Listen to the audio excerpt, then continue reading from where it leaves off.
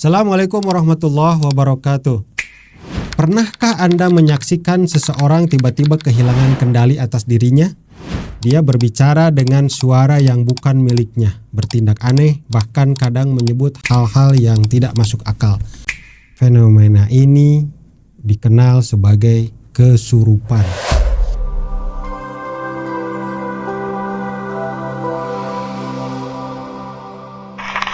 Namun apa sih sebenarnya yang terjadi pada seseorang ketika kesurupan? Apakah ini hanya gangguan psikologis atau ada kekuatan lain yang mempengaruhi? Hari ini kita akan membahas pandangan yang sering diyakini kesurupan terjadi karena jin masuk ke dalam tubuh manusia. Dalam pembahasan kali ini akan sangat menarik. Kita akan mengupas apa itu kesurupan menurut berbagai sudut pandang. Yang kedua, bagaimana jin bisa masuk ke dalam tubuh manusia. Dan yang ketiga, bagaimana cara mencegah dan mengatasinya. Simpan rasa penasaran Anda, karena jawaban mungkin akan berbeda dengan yang Anda duga. Baik sahabat Quraniker sekalian, kesurupan fenomena mistis atau psikologis. Yang pertama, mungkin ada pertanyaan dari sahabat-sahabat Quraniker sekalian. Kesurupan itu gangguan jin atau cuma masalah psikologis? Sebagaimana pertanyaan-pertanyaan di awal tadi diungkap. Baik, kita akan kupas atau kita bahas dari yang pertama, yaitu dari perspektif spiritual. Dari perspektif spiritual ini, gangguan jin mengendalikan fisik manusia. Dan ini diabadikan di dalam Al-Quran tentang pembahasan kesurupan ini, yaitu di dalam surat Al-Baqarah ayat 275. Alladzina ya'kuluna riba la yaqumuna illa kama yaqumul ladzi yatakhabbatuhu syaitanu minal mas. Nah, di sini ada kalimat illa kama yaqumul ladzina yatakhabbatuhu syaitanu minal mas. Jadi artinya orang-orang yang memakan harta riba tidak dapat berdiri seperti orang yang berdiri sempoyongan karena kerasukan setan. Minal mas, kerasukan setan. Catat, ada kalimat minal mas, ya. Dan gangguan jin ini masuk ke dalam otak manusia sehingga otak manusia itu menjadi tidak terkendali dan mengendalikan fisiknya. Ini juga disebutkan di dalam Al-Quran surat Al-A'raf ayat 201. Allah berfirman, innal ladzina taqaw idza massahum ta'ifum minas syaitani tadzakkaru fa idzahum mubsirun. Sesungguhnya orang-orang yang bertakwa, jika mereka dibayang-bayangi pikiran jahat atau pikiran ingin melakukan dosa dari setan, mereka pun segera mengingat Allah. Maka seketika itu juga mereka melihat kesalahan-kesalahannya. Jadi gangguan setan atau gangguan jin ini memang sudah terjadi di masa lalu. Termasuk ketika Nabi Adam alaihi salam diciptakan oleh Allah subhanahu wa ta'ala. Itu dari tanah dibuat jasad Nabi Adam alaihi salam. Lalu tidak langsung ditiupkan ruh. Ya, makanya disebutkan yatamal, ya. Jadi sesuatu yang banyak celahnya. Lalu iblis saat itu berkeliling melihat masuk ke dalam tubuh Nabi Adam, ternyata banyak celah, banyak lubang.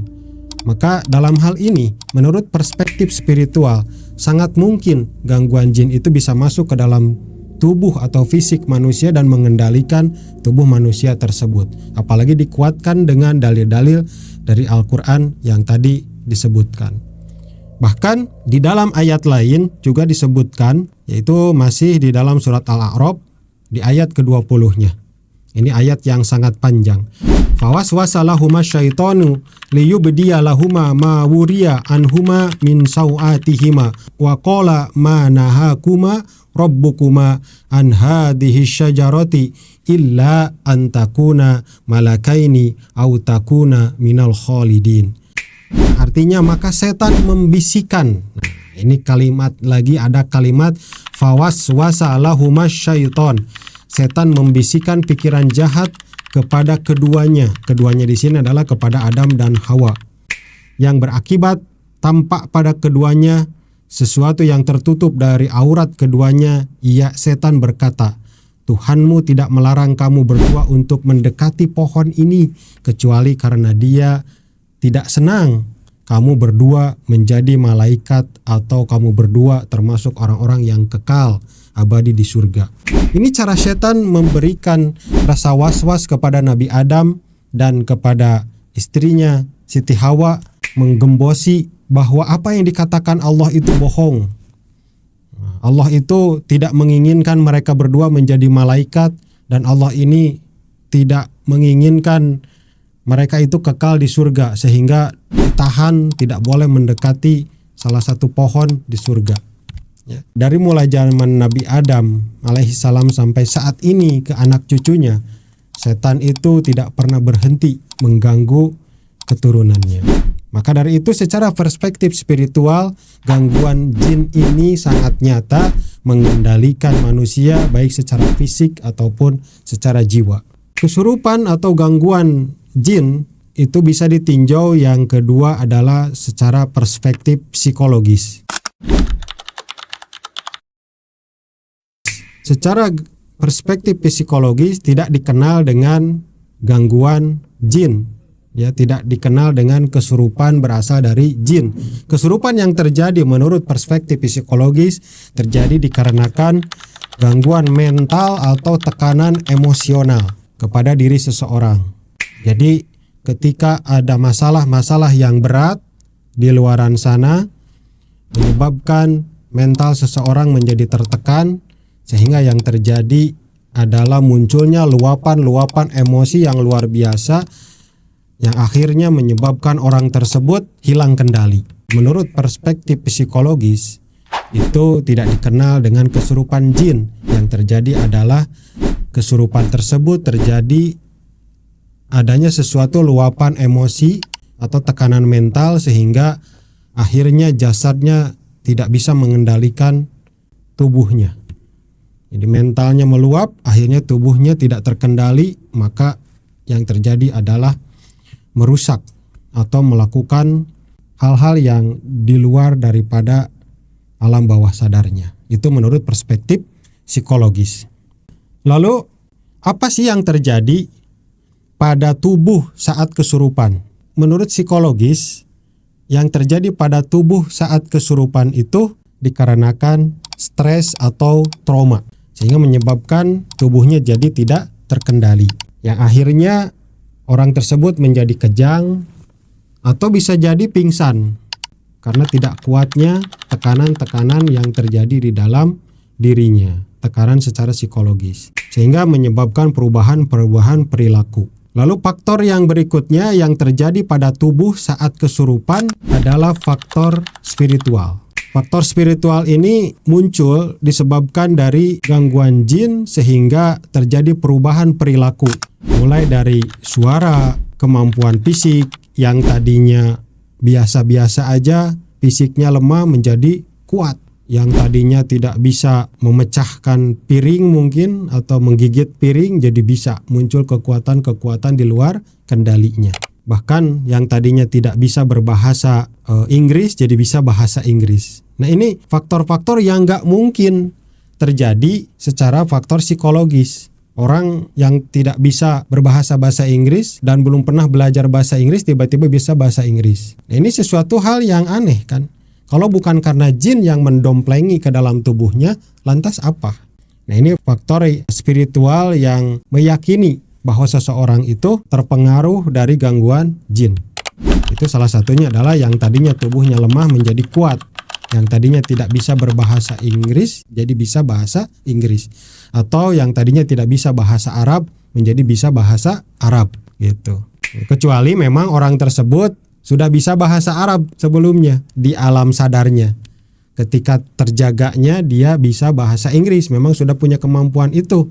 Bisa jadi itu bukan karena faktor gangguan jin, ya, bukan karena faktor spiritual, tapi memang ada tekanan-tekanan secara psikologis, luapan-luapan emosi.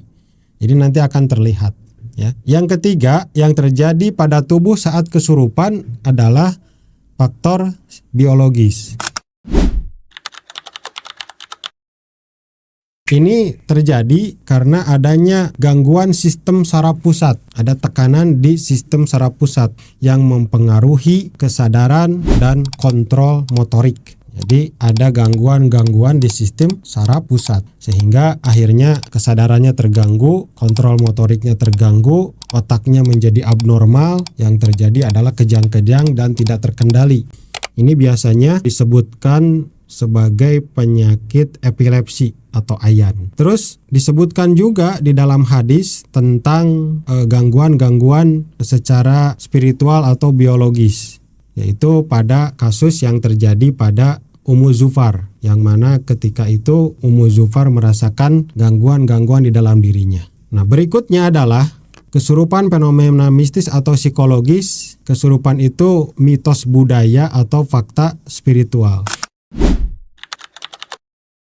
Baik, yang pertama ditinjau dari sosial budaya. Itu di kita, di Indonesia, sangat kental sekali dengan ritual-ritual atau adat-adat atau budaya-budaya yang terjadi di masyarakat. Contoh dengan ritual-ritual pemanggilan ruh atau roh nenek moyang. Atau ada tari-tarian yang memunculkan emosi-emosi yang meluap, akhirnya terjadi kesurupan. Misalkan tari, setelah lama melakukan tari-tarian, akhirnya muncul gerakan-gerakan yang tidak terkendali, lalu terjadi kesurupan. Atau ada kesenian-kesenian yang lain seperti kuda lumping mungkin yang memasukkan ruh atau memasukkan arwah-arwah hewan-hewan tertentu sehingga orang tersebut menjadi kesurupan dan liar seperti hewan yang dimasukkannya. Contoh misalkan dimasukkan macan, dia akhirnya makan daging mentah kayak ayam yang masih hidup dan lain sebagainya. Itu kesurupan-kesurupan yang terjadi berdasarkan tinjauan secara sosial dan budaya. Dan memang ini banyak dan marak terjadi di lingkungan kita. Mungkin sahabat-sahabat sekalian pernah melihatnya kejadian-kejadian seperti itu. Kesurupan mitos budaya atau fakta spiritual yang berikutnya adalah dikarenakan faktor mental dan karakter. Ya, mental dan karakter ini sangat penting ini. Ya, dan sangat mendasari terjadinya kesurupan di masyarakat. Contoh kecil adalah ketika kita banyak berprasangka buruk dan karakter yang terbentuk dari sejak kecil melalui cerita-cerita mistis atau cerita-cerita horor yang dimunculkan secara turun-temurun, yang akhirnya menjadi sebuah keyakinan bahwa ketika kita melakukan sesuatu atau jalan ke tempat yang angker, maka yang terjadi adalah akan ada hantu gitu ya, atau ada jin atau ada jurig mungkin kalau menurut perspektif di wilayah kita. Sehingga prasangka-prasangka buruk tersebut menciptakan karakter, kalau ke anak menjadi karakter yang penakut ya. Misalkan agar anak takut kepada kita, agar nurut kepada kita, lalu kita takut-takutin dengan perkara-perkara yang berbau mistis. Nah, ini hal-hal yang menjadi penyebab munculnya kesurupan, sehingga ketika ada orang yang kesurupan, muncullah jin-jin yang ada di sekitarnya, misalkan di lingkungan dia berada. Yang terakhir adalah karena faktor kesadaran iman ya, atau spiritual. Ini terjadi pada satu kisah yang mungkin pernah diceritakan oleh guru-guru kita, di mana kisah hikmah dari Ummu Zufar yang diganggu oleh setan. Ya, mungkin secara singkatnya ada hadis Rasulullah di mana ketika Ummu Zufar saat itu sering terkena gangguan kejang-kejang atau biasa disebut oleh kita di zaman sekarang secara medis yaitu penyakit ayan gitu, atau epilepsi. Nah, penyakit ini itu mengganggu sekali Ummu Zufar sampai-sampai dikeluhkan kepada Rasulullah, dari penyakitnya ini sering tersingkap auratnya. Maka Ummu Zufar ini akhirnya curhat kepada Rasulullah meminta agar didoakan supaya penyakitnya sembuh. Tapi Rasulullah tidak begitu saja mengiyahkan. Dia memberikan pilihan lain, yaitu dengan sabar. Lalu Ummu Zufar memilih bersabar dengan penyakitnya tersebut, namun beliau balik lagi. Dia mengatakan bahwa aurat saya sering tersingkap, maka tolong doakan ya Rasulullah. Nah, di dalam sebuah riwayat yang diriwayatkan dari Abdullah bin Abbas radhiyallahu anhu, Al-Hafiz Ibnu Hajar Al-Asqalani menyebutkan kisah ini bahwa apa yang dikatakan oleh Ummu Zufar tersebut itu inni akhaful khabitha anna yujarridani. Saya khawatir jika si buruk rupa itu menelanjangi saya. Jadi kalimat tersebut, kalimat al-khabith di sini, maksud dari kalimat al-khabith di sini adalah si buruk rupa ini adalah setan. Dan Ibnu Hajar juga mengatakan bahwa dari hasil periwayatan yang ada dapat diketahui bahwa gangguan yang dialami oleh Ummu Zufar adalah gangguan jin atau kesurupan dan bukan gangguan penyakit ayan biasa. Ini sudah jelas ya, ada kisahnya, ada dalilnya bahwa dengan kesadaran iman yang muncul dari hati sanubari Ummu Zufar, akhirnya dia lebih memilih bersabar terhadap penyakitnya, maka setan pun kalah. Dan setelah itu Rasulullah mengatakan, apakah kalian lihat perempuan tersebut? Dialah perempuan calon ahli surga. Luar biasa ya.